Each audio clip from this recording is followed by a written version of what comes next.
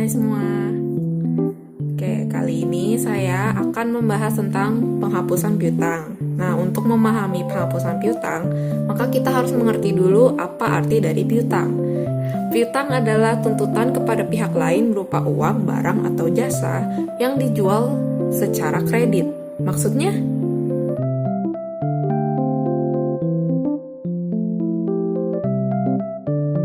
jadi, misalnya kalian sebagai pemilik dari suatu department store, terus ada pihak lain atau bisa kita sebut sebagai customer melakukan pembelian kepada perusahaan kalian.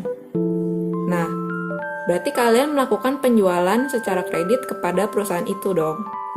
Itulah yang namanya penjualan kredit. Maksudnya kredit di sini itu artinya kalian akan dibayar setelah jangka waktu tertentu sesuai kesepakatan kalian dengan perusahaan tersebut. Terus, gimana nih kalau misalnya customer kalian tidak bisa melunasi utangnya kepada perusahaan kalian?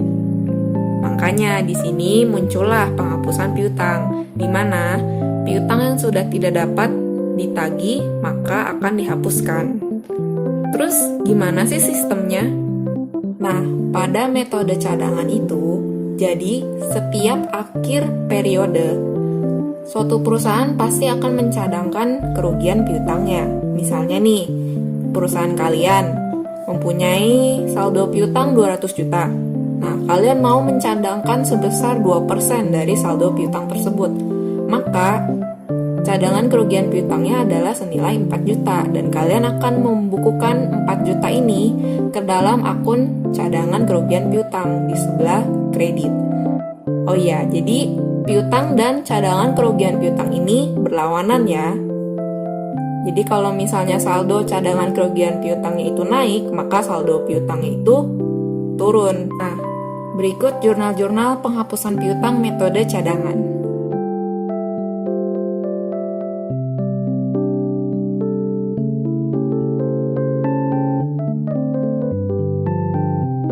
Jadi kesimpulannya, piutang dan penghapusan piutang itu pasti akan terjadi di setiap perusahaan.